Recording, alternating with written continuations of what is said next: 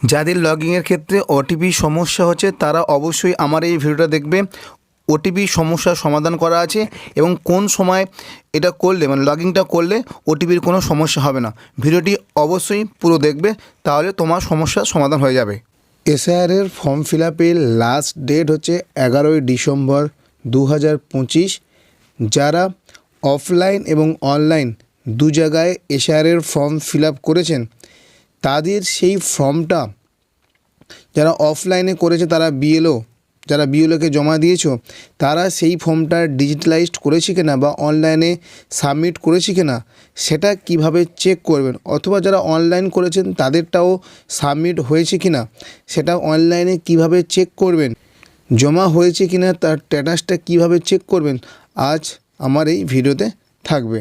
সবার প্রথম Chrome ব্রাউজারটি open করে নিতে হবে আর এখানে টাইপ করতে হবে voters.eci.gov.in।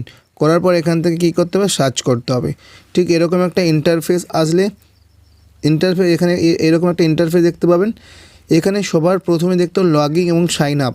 যদি প্রথম হয়ে থাকেন তাহলে আপনাকে এখানে সাইন আপ করে নিতে হবে, আর যদি লগইন করা থাকে তাহলে ডাইরেক্ট লগইন করে নিতে হবে। সাইন আপ করার জন্য প্রথমে তোমার মোবাইল নাম্বার এবং ক্যাপচার দিয়ে তারপর কন্টিনিউ করতে হবে। কন্টিনিউ করে এখানে সেই সাইন আপটা করে নিতে হবে। সাইন আপ হয়ে যাওয়ার পরে এই লগইন অপশান আছে, লগইন অপশানে ক্লিক করতে হবে।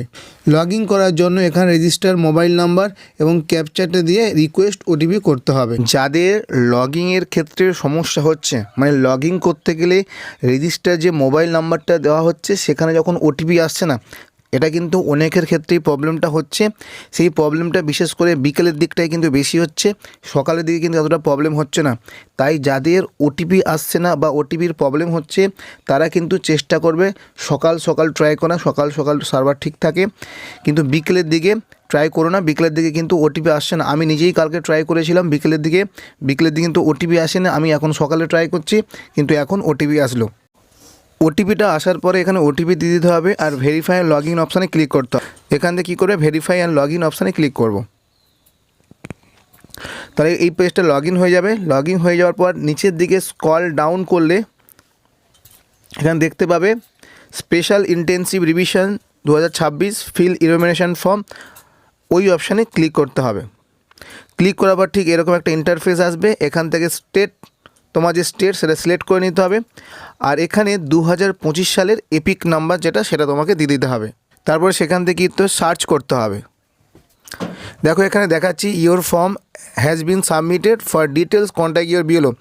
অনেক সময় এই জায়গাটায় your form has been submitted তারপর একটা মোবাইল নাম্বার থাকে, যে মোবাইল নাম্বারটা তুমি ফর্মে দিয়েছিলে, ফিল আপ করেছিলে, যে এসআইআর ফর্ম ছিল সেখানে তুমি যে মোবাইল নাম্বারটা দিয়ে সেই মোবাইল নাম্বারটা দেখায়, কিন্তু এখানে এখন দেখাচ্ছে না। তাতে ভয় পাওয়ার কিছু নেই। অনেক সময় সার্ভারের সমস্যার জন্য এটা হতে পারে।